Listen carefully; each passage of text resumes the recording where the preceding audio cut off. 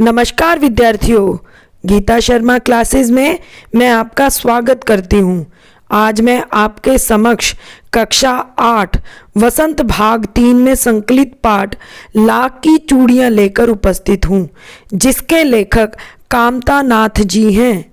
इस पाठ में लेखक ने मशीनों द्वारा छिनते कारीगरों के रोजगार को दर्शाया है, साथ ही एक कुशल कारीगर के स्वाभिमान को भी दिखाया है। इस कहानी का सार कुछ इस प्रकार है। लेखक बचपन में गर्मियों की छुट्टियों में अपने ननिहाल अपने मामा के पास जाया करते थे और 1-1.5 महीना रहकर आया करते थे।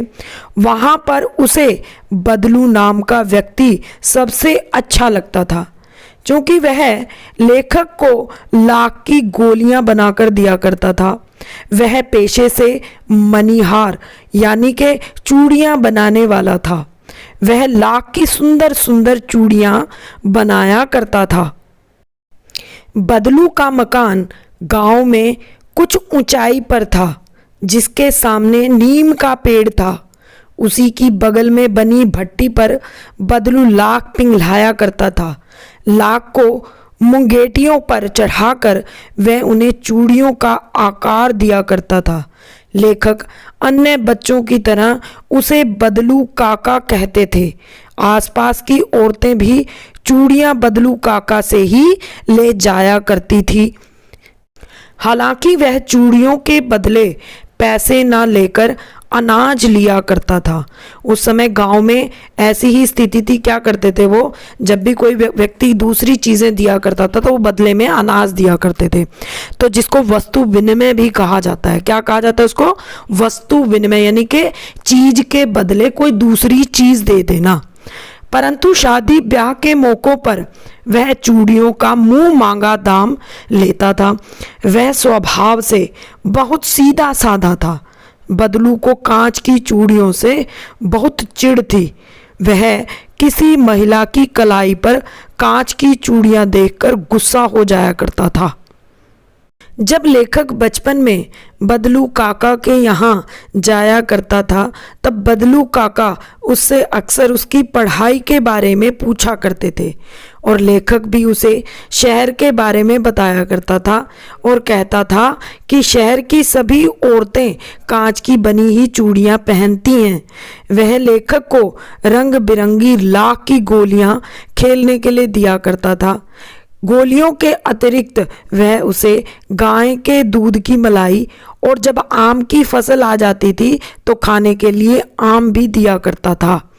पिता की बदली दूर हो जाने के कारण लेखक 8-10 वर्षों तक गांव ना जा सका। लेखक लगभग 8-10 साल के बाद अपने ननिहाल गया। अब बड़ा होने पर उसे इन लाख की गोलियों और लाख की चूड़ियों में कोई रुचि नहीं थी।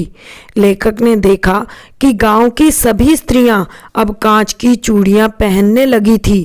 एक दिन उसके मामा की लड़की फिसल कर गिर गई और कांच की चूड़ियां उसके कलाई में चुभ गई और उसके कारण उसके हाथ में घाव भी हो गया, जिसकी मरहम पट्टी लेखक को कराने जाना पड़ा। इस घटना से लेखक को बदलू काका का ध्यान आ गया। वह बदलू से मिलने उसके घर गया। आज भी वह उसी नीम के पेड़ के नीचे चारपाई बिछाकर लेटा था। बदलू काका का शरीर बूढ़ा हो चुका था। उसे खांसी भी थी। बदलू ने लेखक को पहचाना नहीं। तब लेखक ने उसे अपना परिचय दिया। उसके बाद उसने लेखक को पहचान लिया। बदलू की लाख की चूड़ियों का काम जो था अब बर्बाद हो चुका था। उसकी गाय भी बिक चुकी थी। बदलू काका ने लेखक को बताया कि आजकल सभी काम मशीन से होते हैं। मशीनी कांच की चूड़ियाँ लाख की चूड़ियों से अधिक सुंदर होती हैं। इसी बीच बदलू की बेटी रज्जो डलिया में आम ले आई। लेखक की दृष्टि रज्जू की कलाई पर सुंदर लग रही लाख की चूड़ियों पर गई।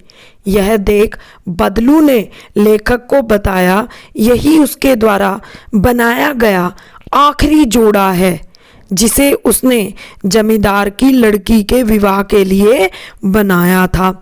जमींदार इस जोड़े के 10 आने दे रहा था। इस दाम पर बदलू ने उसे चूड़ियों का जोड़ा नहीं दिया और शहर से लाने को कह दिया।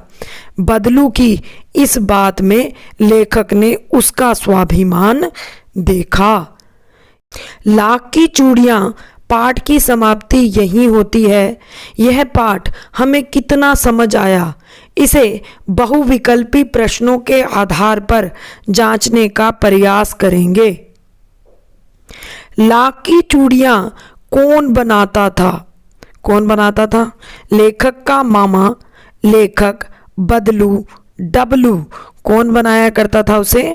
इसका ऑप्शन सी ठीक है, उसे बदलू बनाया करता था, जिसे लेखक बदलू काका कहकर पुकारा करता था। दूसरे प्रश्न में बदलू कैसी चूड़ियाँ बनाता था? कांच की, सोने की, लाख की, चांदी की। तो बदलू कैसी चूड़ियाँ बनाया करता था? लाख की चूड़ियाँ बनाया करता था। तीसरे प्रश्न में बदलू कौन था? लोहार था, सुनार था, मनिहार था, बढ़ई था। तो कौन था? वो मनिहार, यानी कि चूड़ियाँ बनाने वाला, जो चूड़ियों का काम करता है उसको बोलते हैं मनिहार। तो बदलू मनिहार था। प्रश्न नंबर 4 में लेखक अधिकतर बदलू से कब मिलता था? रात में, सवेरे, दोपहर में, शाम में।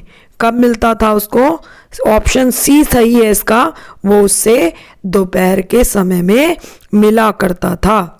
प्रश्न संख्या 5 में बदलू प्रतिदिन कितनी चूड़ियाँ बना लिया करता था?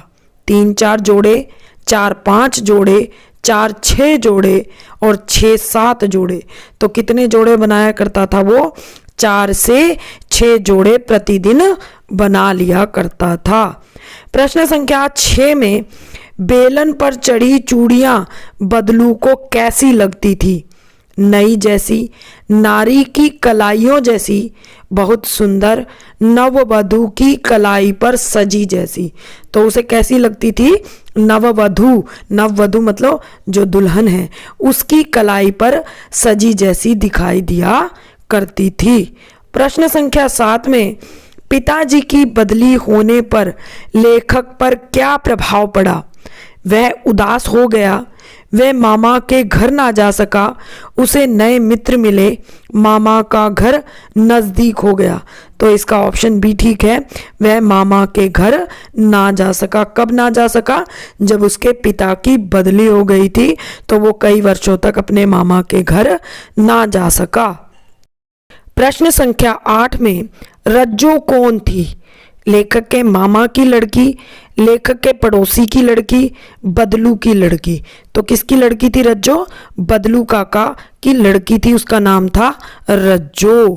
प्रश्न संख्या 9 में बदलू कहाँ का रहने वाला था? लेखक के गांव का, लेखक के पड़ोस के गांव का, लेखक के मामा के गांव का। इनमें से कोई नहीं, कोई नहीं। इसका मतलब कहाँ का रहने वाला था वो? लेखक के मामा के गांव का रहने वाला था। प्रश्न संख्या 10 में लेखक बदलू को बदलू काका क्यों कहता था? क्योंकि वह लेखक के गांव का था, क्योंकि गांव के सभी लोग उसे बदलू काका ही कहते थे, क्योंकि वह इसी नाम से खुश होता था, क्योंकि वह लेखक का चाचा था। तो इसका ऑप्शन बी ठीक है, क्योंकि गांव के सभी लोग बदलू को बदलू काका कहते थे, इसीलिए वो बदलू मामा ना कहकर उसे बदलू काका कहा करता था। प्रश्न संख्या 11 में बदलू कहाँ बैठकर अपना काम करता था? ऑफिस में, अपने घर के अंदर, नीम के पेड़ के नीचे, एक झोपड़ी में। तो कहाँ बैठकर काम करता था वो? नीम के पेड़ के नीचे बैठकर लाख की चूड़ियाँ बनाया करता था। प्रश्न संख्या 12 में भट्टी में बदलू क्या पिघलाया करता था? क्या पिघलाया करता था? चूड़ियाँ, लाख, तांबा, मोम। तो क्या पिघलाया करता था? उसको लाख पिघलाया करता था, जिससे वो चूड़ियाँ बनाया करता था।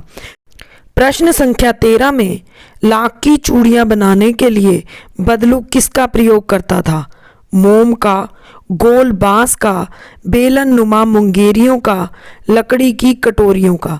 तो किसका प्रयोग करता था वो? बेलन नुमा मुंगेरियों का प्रयोग किया करता था लाख की चूड़ियां बनाने के लिए। प्रश्न संख्या 14 में बदलू लाख की चूड़ियां कैसे बनाता था? पहले लाख को मुलायम करता था, मुंगेरियों पर चढ़ाकर फिर चूड़ियों को गोल आकार देता था, फिर उन पर रंग करता था। तो ऑप्शन डी है, उपयुक्त सभी काम करता था, इसके बाद ही वो लाख की चूड़ी पूरी बना करती थी। प्रश्न संख्या 15 में बदलू मचिए पर बैठकर क्या कार्य करता था? लोहे के बर्तन बनाता था, जूते बनाता था, लाख की चूड़ियां बनाता था, हुक्का पीता था। तो वो क्या करता था? मचिए पर बैठकर लाख की चूड़ियां बनाया करता था। प्रश्न संख्या 16 में गांव में लेखक का अधिकतर समय कहाँ बीतता था? मामा के घर में, खेल के मैदान में, मामा के बगीचे में, बदलू काका के पास। तो कहाँ बीतता था उसका समय? बदलू काका के पास बीता करता था। प्रश्न संख्या 18 में लेखक को बदलू क्या कहकर बुलाया करता था? भांजा, बच्चा, लला, कामतानाथ। तो वो उसे क्या कहकर बुलाया करता था? लला कहकर बुलाया करता था। प्रश्न संख्या 19 में बदलू लेखक को कहाँ बिठाता था? चबूतरे पर, चौकी पर, कुर्सी पर, मचिया पर। तो कहाँ बैठाता था? मचिया पर, क्योंकि बदलू काका खुद भी मचिया पर बैठा करता था, इसीलिए वो स्वयं भी लेखक को मचिया पर बिठाया करता था। प्रश्न संख्या 20 में वह चूड़ियां कैसे बेचता था?